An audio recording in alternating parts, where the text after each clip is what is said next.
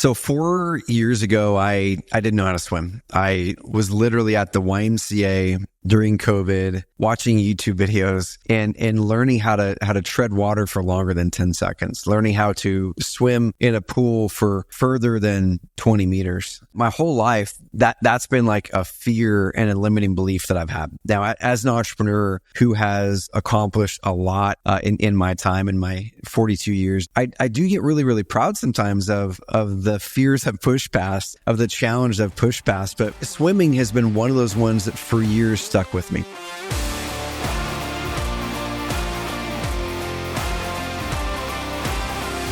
So in this episode of the Entrepreneur Freedom Forum, it's gonna be a little bit different. Okay, I'm just hanging out with you in my office, just kind of talking about something I'm going through right now. A little bit more of the style of my Trevor Truck Talks back in the day, and I want to share with you limiting beliefs, how we blast through the limiting beliefs, and how we can recognize when they're there and shortcut that limiting belief to step beyond it. So back in 2020, once again, the thing that hit me with that limiting belief is, number one, is I was fine with that belief of that I couldn't swim, that I was dense, that I couldn't float in water, that my body wasn't made for swimming. I was fine with that belief for a while because I felt that it was just hurting me. It was just me not having fun, me not being able to go to the lake and jump off the rock, me being embarrassed around this circumstance. But around that time is when I realized that limiting belief was holding me back from being the person that I wanted to be in a certain part of my life. And in this case, it was as a father. We live on the river here in Oregon, on a river called the North Umpqua River outside of Roseburg. And it's one of the most beautiful places. It's one of my favorite places in the world. And we have a swimming pool at our property, and right outside the back door is the river. And it's an amazing spot of the river where it slows down and it's safe to go out there on paddle boards and kayaks and fish and swim. And my kids would be out there, and they're okay swimmers. They're not great, but they can swim.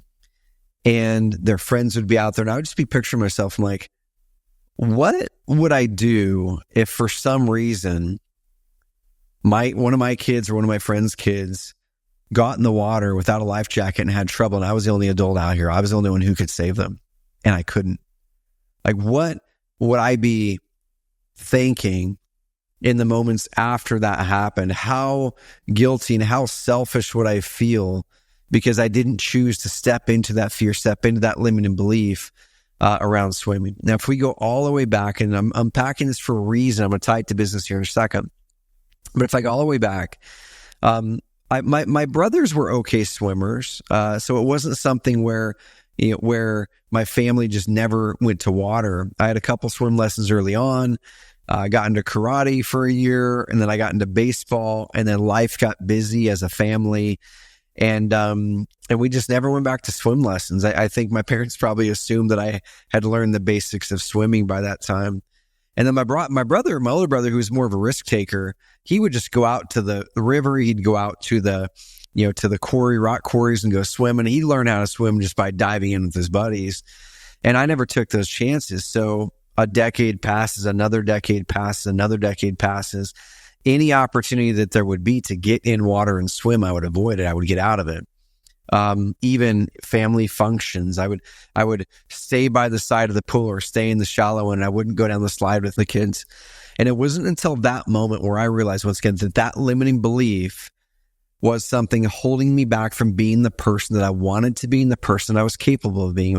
It was a wall, a hurdle between who I am and who I wanted to be. And so at that point now, there became a need to solve it. So that's step one. We have to recognize that it is a belief. We have to recognize that it's a limiting belief, that it isn't true that I can't swim. It's just true that I've chose not to tackle this and slay this dragon. But then number two, we have to then decide that we want to move beyond it, because that's what's going to help us become the person that we want to become on the other side, or part of that, right?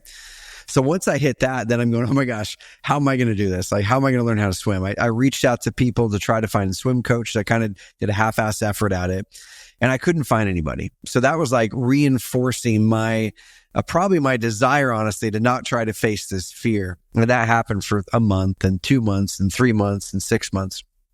And then finally, Once COVID hit and we were, just kind of more home and the kids are swimming more and things like that, I just finally said, I want to slay something this year in my life. It was my Misogi for that year. Misogi is a year-defining challenge that is a 50-50 coin flip whether you're going to succeed with it or not. And that was my Misogi for 2020. I said, I'm going to tackle this. I'm going to learn how to swim. So I go, I'm going to eliminate all excuses. If I can't find a coach, I'm going to look up on YouTube and find the right YouTube videos. I'm going to swim every single Tuesday until I make this happen. And I swam every week for about 8 weeks. And even more for a little while longer. And I learned how to swim. I could swim across the pool. I could tread water for 10 or 20 seconds. I could save my life. I wasn't going to win any races. I wasn't going to be able to swim a sprint triathlon. Wasn't be able to do that, but I slayed that part of the dragon. I felt more confident in the water. All right. Now, fast forward. Why am I talking about swimming? Well, as we're advancing as entrepreneurs, as we're advancing as human beings, one of the blessings I think that we have as entrepreneurs is we get to use our businesses as the challenges, as the hurdles, as the things that create pain lines in our life to force us to grow, right? Our business will never outgrow our identity.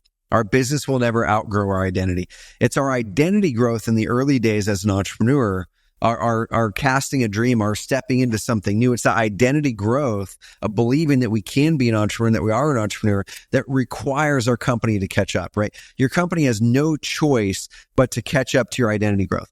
If I'll give you an example, I've got a buddy, his name is Toby here in town. Toby's the CEO of a majorly large company. I think it's a 9-figure a year company. Okay. If Toby were to come in and run my companies, in the 8-figure mark, Toby would bring his identity into the company, and his identity is a 9-figure CEO, a person who knows how to drive this growth.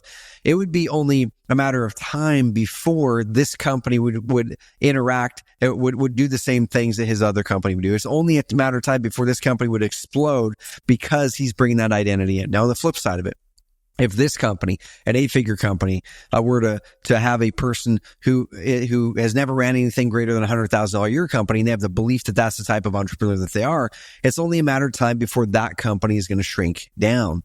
Okay. Your business never outgrows your identity. So when we go back to limiting beliefs and this challenge on swimming, and what I'm doing today to challenge myself in the swimming now at the next level of it, we have to ask ourselves, when we get confronted by these challenges, when we get confronted by these pains, do we step into them or do we step away from them? Do we let them win, or do we use it as a opportunity for growth, an opportunity for sharpening ourselves, an opportunity for stepping into growth and becoming a greater person, a better person in all aspects of our life, and requiring that business and our friend group and everything else to blossom around it, right? What I've started to adopt years and years ago is using business as that personal growth tool. But I think what I didn't do well enough for probably at least 10 years is using my personal life as a business growth tool. And so what I want to challenge you on is this, is what is the biggest limiting belief or fear that you have right now outside of your business? Okay. And maybe it's not the biggest, maybe it's 2 or 3. For me, 4 years ago, it would have been swimming. Today, it's open water swimming. It's swimming, through the open water with no life jacket. And I'm going to toss this on you, then I'm going to come back to it, that my Misogi for this year is I want to swim across that river at our house that I look at every single day when I wake up, and in the afternoon, I look at it every day. I look at that river.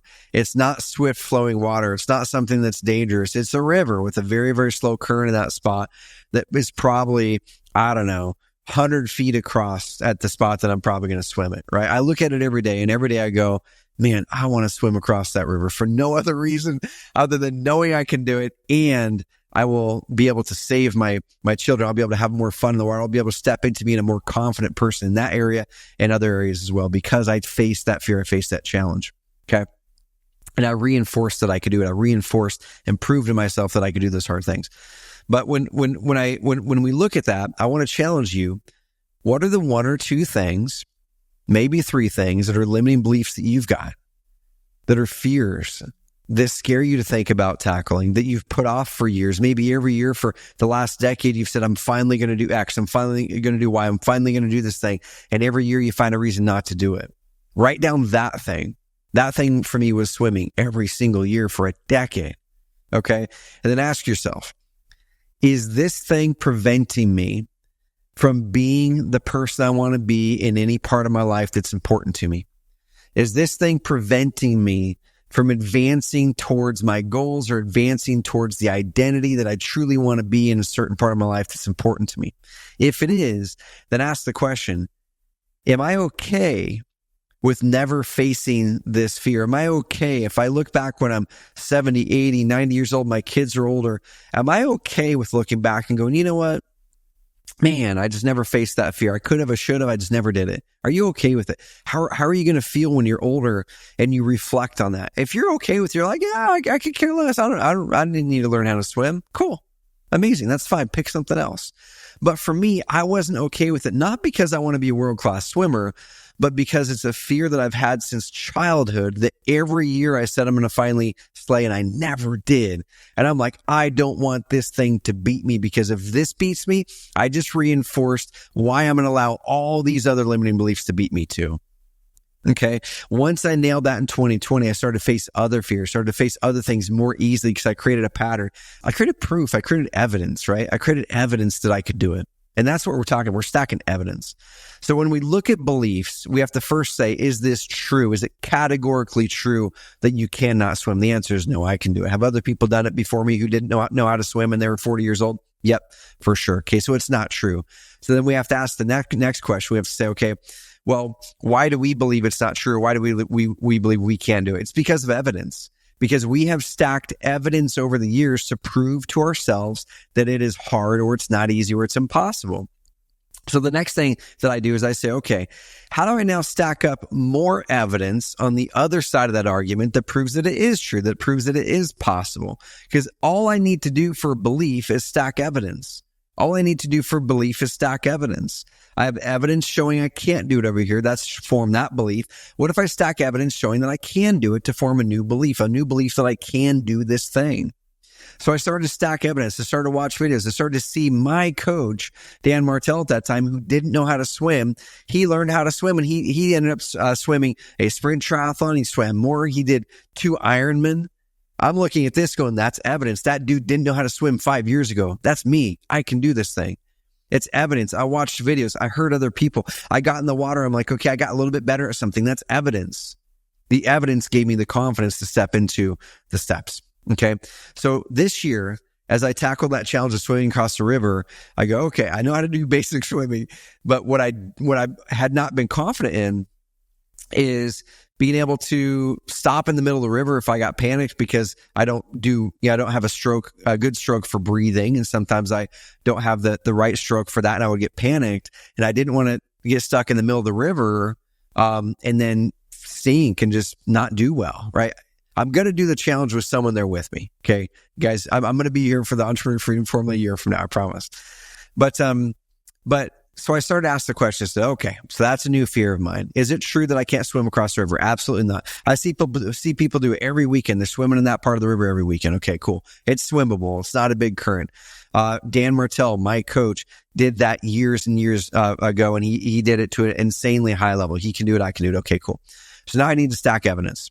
What do? I go, number one, I need a coach. I always go get coaches and resources and help for these things. I need a coach.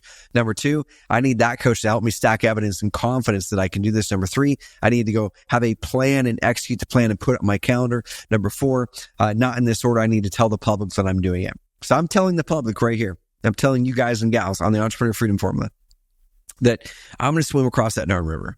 Okay, I'm going to take a picture of it. Follow me on Instagram, Trevor.Muck. That's MAUCH. And like I said, you might be following me on this podcast for entrepreneur stuff, right? Go check out all the other episodes of my top 5 marketing books that made me $40 million, my top 5 copywriting resources that made my first $1 million. Go look at my Racing Matrix delegation. Look at all the other resources I have. Okay, that's all great. Where the juice is in entrepreneurship is it is a tool to help us grow.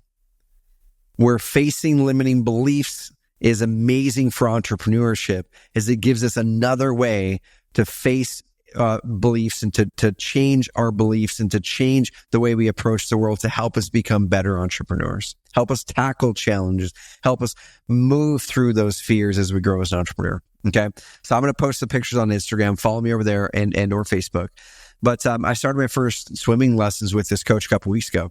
And I hired him for every single Tuesday morning after I dropped the kids off from school. Now that they're starting school next week, we show up for an hour. Guys, the first 2 sessions, I feel light years more confident in the water than before. Light years. 2 sessions, 2 1-hour sessions, light years of a difference in confidence. The question that I'm asking myself, the question I want to finish and ask you is this. Is what one thing, going back to the question, what one thing have you been avoiding for years and years and years? And every year you say, I'm going to do this, but you've got fears, you've got limiting beliefs. I want you to face those fears. Look at the evidence that proves to you that it's correct and true and say, is that truly true? No, it's not true. I guarantee it's almost not true. And now your job is to stack evidence for a new belief that you can do it. Hire a coach, set a public intention, create a plan, put it in your calendar, make it happen. I want to hear what you're doing. I want to have you hit me up on Instagram or pop a comment in the bottom of this YouTube video. Or if you're listening to this on the podcast, go to YouTube and hit me up on a comment on this episode. I want to know, what is your biggest challenge? What is your misogi? What are you going to tackle? And I'm going to help you through this because, guys, the juice in entrepreneurship is return on experience, not return on investment. The juice in entrepreneurship is gaining and creating with intention the experiences that make life sweeter. I want that experience for you to tackle a big, big dragon that you haven't been willing to slay, and we're going to do it together. All right, guys, what's your biggest limiting belief? I just told you mine for this year. Let's tackle them together. Subscribe if you enjoyed this episode. Share it up with someone that you know has a massive limiting belief that you want to help them through. And let me know in the comments on YouTube and in the podcast through a rating and review, y'all. Let me know how you're enjoying these podcasts. What topics would you love to hear? And share it up with at least one person in your sphere who this can improve their life. All right, we'll see you next week.